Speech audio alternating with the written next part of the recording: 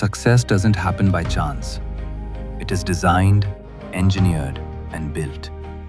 The most successful, the most trusted, the most awaited real estate and construction showcase, presenting Dalan, organized by Credai Kolhapur, where iconic builders unveil landmark projects, where innovation meets elegance, where the future of living takes shape, from steel to structure, from interiors to inspiration, from homes to lifestyles.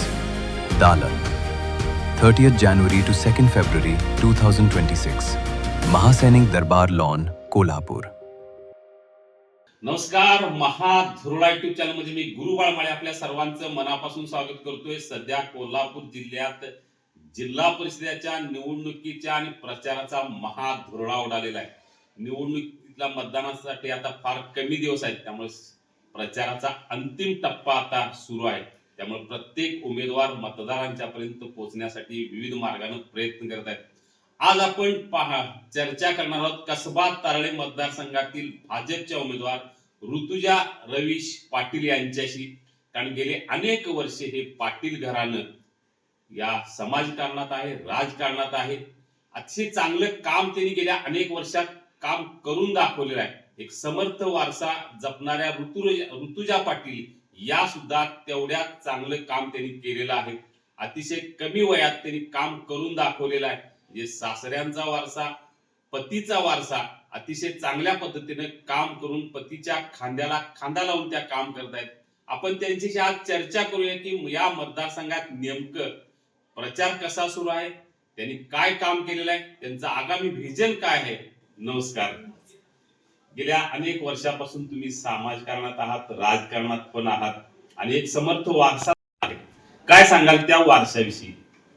वारसा म्हणाल तर दादासाहेब पाटील कौलुकर आणि बाळासाहेब पाटील कौलुकर हे माझे आजे सासरे. त्यांनी भोगावती कारखाना स्थापन केलेला आहे. त्यांच्या डोक्यात एक संकल्पना होती की आपली जी 52 गावं आहेत त्यांच्या ऊस तोडणी असेल किंवा साखर उत्पादक लांब पर्यंत जायला नको, आणि तो एक समाज कार्याचा हेतू ठेवून भोगावती कारखाना स्थापन केलेला आहे. तिथूनच असं म्हणता येईल की समाजकार्याची सुरुवात झालेली आहे आणि राजकारणाची देखील. आणि तोच वारसा सासऱ्यांनी पुढे चालवलेला आहे. सासरे देखील सभापती राहून गेलेले आहेत त्यांच्या राजकीय काळात, आणि सभापती असताना भरपूरशे कामं त्यांनी केलेले आहेत. अजून देखील मी जेव्हा आज भागात फिरतीये तेव्हा सासऱ्यांनी जी केलेली सभापती असताना कामं असतील, त्यांचे जे ज्येष्ठ मित्र आहेत ते अजून देखील सांगत असतात की हे तुमच्या सासऱ्यांनी केलेलं आणि आम्ही विसरणार नाही, असं त्यांचं अजून देखील खूप चांगल्या पद्धतीने नाव निघत असते. आणि ते देखील भोगावतीचे व्हाईस चेअरमन राहिलेले आहे. कारखान्याला त्यांनी देखील चांगलं एक कामकाज केलेलं आहे.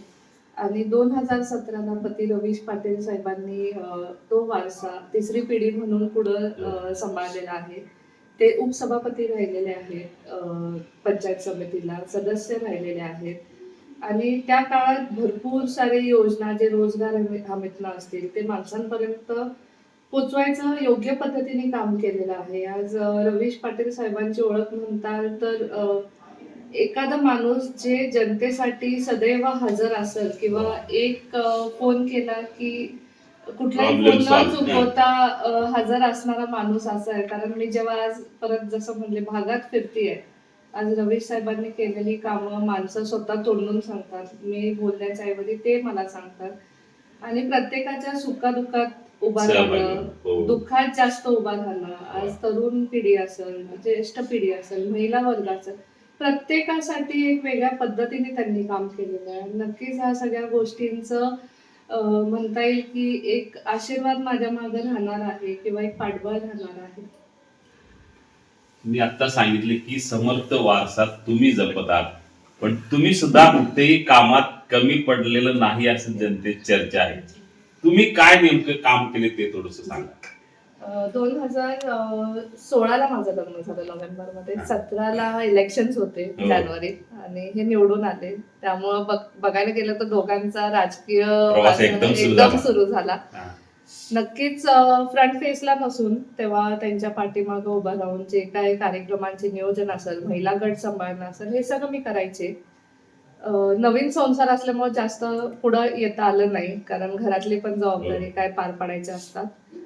पण ते करत असताना महिलांचे कार्यक्रम घेणं, सांस्कृतिक होम मिनिस्टर असेल, त्यांच्या सिक्युरिटीचे जे कार्यक्रम असतील, हा. असे बरेच आम्ही राबवलेले आहे. स्पेशल माझं जास्त फोकस होतं महापूर आणि कोरोनाच्या वेळेस. धान्य वाटप, राशन वाटप केलेलं आम्ही.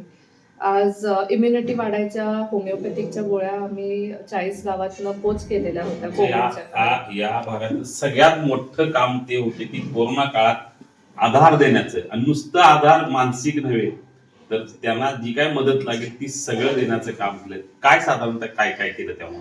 जी. महापूर जेव्हा आलेला तेव्हा तर मी सांगितलं की तेव्हा घरोघरी दादांनी हे साहेबांनी राशन वाटप केलं. कोविडच्या काळात म्हणायला गेलं तर आम्ही औषधं वाटप केलेली, जी आपली ग्रामसेवक आहेत, हो. आशा सेविका आहेत, आज स्वतःच्या घराचा विचार न करता आज आपल्यासाठी राबत होते. आणि किरकोळ कार्यकर्ते देखील, म्हणजे तेव्हा हो. काय कुठलं डॉक्टर नर्स बघत नव्हते, मुलं देखील तेवढ्या तातडीने पण प्रत्येक ठिकाणी हजर राहून आज आशा सेविकांची गरज समजून, ग्रामसेवकांची गरज समजून, आज अंगणवाडी सेविका आमच्या होत्या, बचत गटात, म्हणजे स्वतःहून बरीच माणसं समोर येत होती. आणि ते करत असताना नक्कीच माझं घरदार त्यांचं देखील आहे. त्यांना योग्य पद्धतीने आमच्याकडनं काय मदत होईल, आज आरोग्य किट असेल, औषधांचं एक त्यांना व्यवस्थित प्रमाणात वाटप असेल, किंवा जे गव्हर्नमेंटकडनं कोविडसाठी जे हेल्पर्स आहेत त्यांना जी काय मदत मिळत होती ती योग्य पद्धतीने टाइम टू टाइम पोहोचवलेली आहे. आणि माहिती देखील दिलेली आहे की स्वतःचं पण संरक्षण थोडं महत्वाचं आहे. आज मला आठवतंय की रात्री 1:30-2 वाजता देखील फोन यायचे साहेबांना, फक्त एक मानसिक त्यांना आधार लागलेला असायचा की हा साहेब सांगू दे.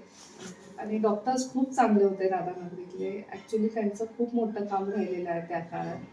आणि त्या गोष्टींवरनं देखील बरीचशी माणसं बरी झाली. त्यामुळे सांगाल तेवढं कमी आहे. भरपूर त्या वर्षभराचं काम मोठं होतं.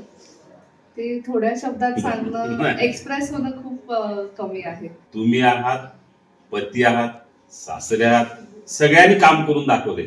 नवीन काय विजन आहे की हे आता करायचं आहे? आता बघा, मी तसं पुण्यात लहानाची मोठी झालेली हा. आहे, पण मी देखील एका शेतकऱ्यांची नात आहे. म्हणजे एक शेतकरी कुटुंब काय असते हे आम्हाला माहित आहे. वडील पुण्यात येऊन सेटल झाले, ते उद्योजक झाले, आम्ही लहानाचं मोठं पुण्यात झालो. बट आमच्या घरात देखील संस्कार हे जे सर्वसामान्यांचे असतात तसेच झालेले आहेत. मी जेव्हा आज बघते, फिरते, मला देखील वाटतंय की जसं मला माझ्या मुलासाठी वाटतं की एक चांगलं शिक्षण असावं, एक चांगलं लहानपणापासून त्यांचं बेस स्ट्रॉंग असावं.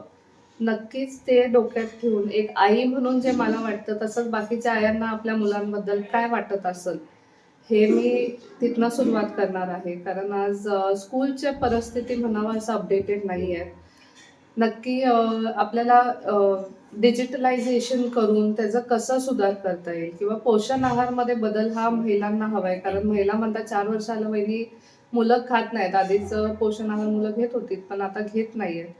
तर ह्या खूप दिसताना छोट्या गोष्टी दिसतात, बेसिक आहे पण आवश्यक आहे. हा, व्हेरी बिग थिंग. आणखीन एक सगळ्यात ग्रामीण भागातला आरोग्याचा प्रश्न फार हा. महत्त्वाचा असतो. Right. त्यासाठी आणि बघायला गेलं तर आज गाड्या कचऱ्याच्या ज्या टाइमात येत नाहीत. मी पण स्वतः बघतेय, पण नक्की मला असं वाटतं भलेही रोज नाही पण एक ऑल्टरनेट डेज यायला पाहिजे. कारण शेवटी घरात जे कचरा साठतोय तो चांगला नाही आहे. म्हणजे मुलं फिरत असतात अवतीभोवती, आज त्यांना ऑल्टरनेट डे जरी कलेक्ट केलं तरी एक स्वच्छता राहते. आज आपले गटर्स जे आहेत त्याला टाइम टू टाइम क्लीन करणं असेल, किंवा छोट्या छोट्या गोष्टी आहेत, खूप मोठ्या नाही. आज तसं बघायला गेलं महिलांचा रोजगार देखील खूप इम्पॉर्टंट आहे.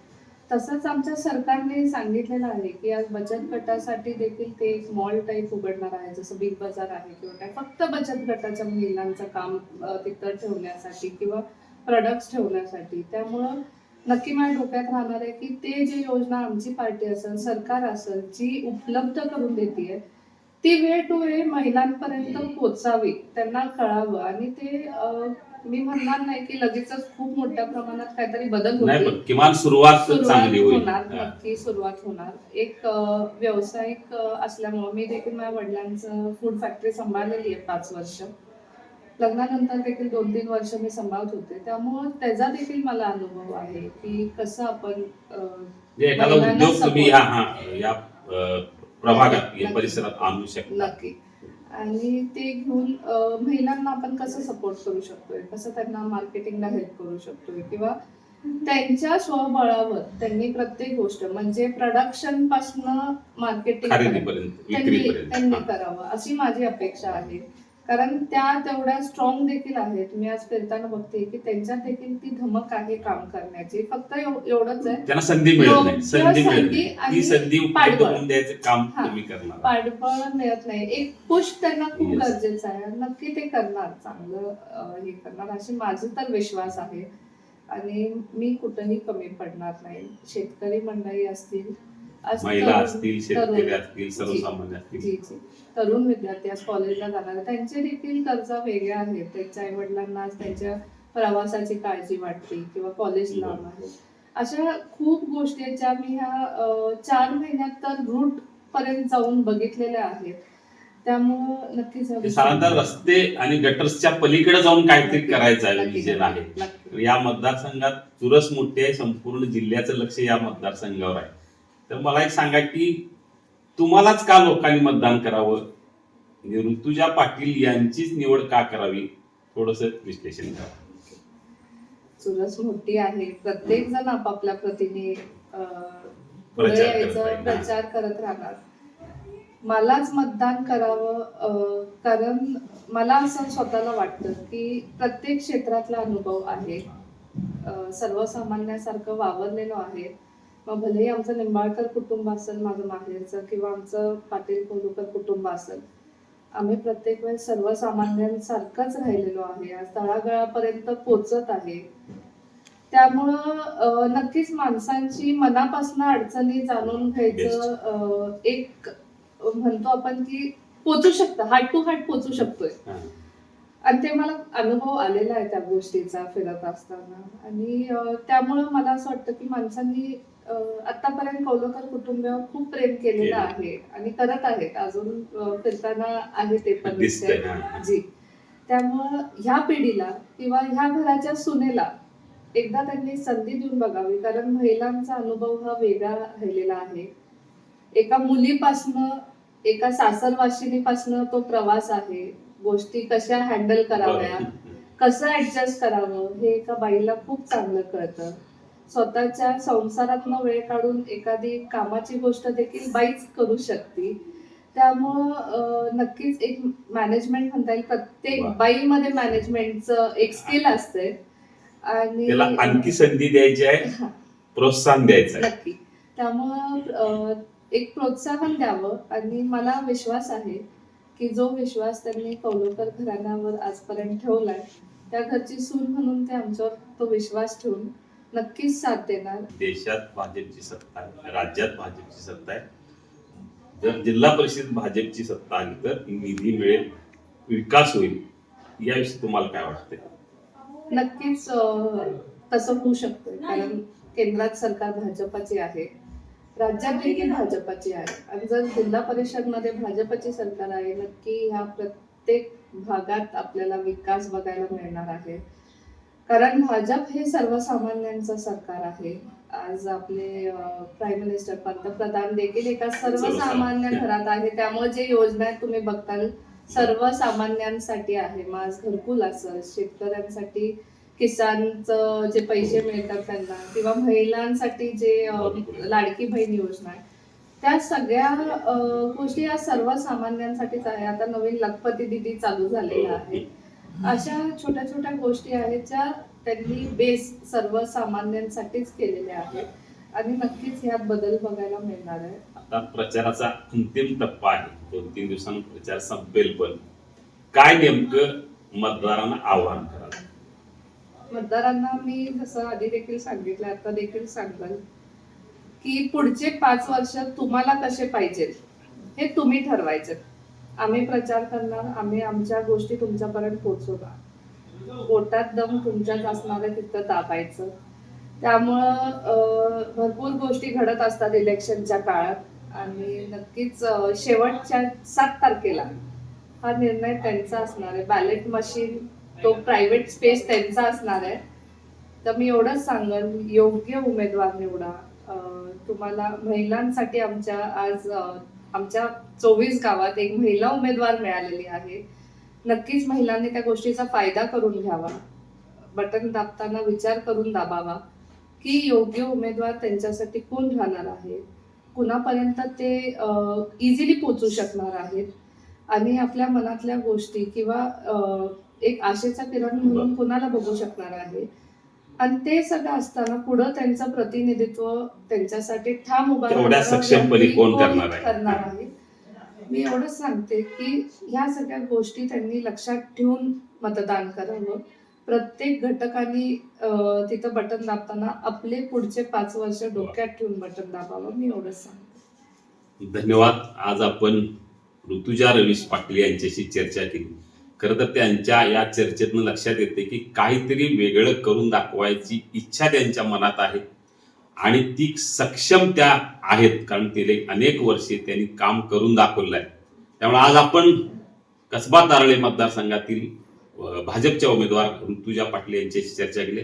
आपण माझ्याशी महाधोरणावर गप्पा मारल्या त्याबद्दल मनापासून धन्यवाद. कृषीप्रधान भारताच्या प्रगतीसाठी गतिमान पाऊल भीमा कृषी.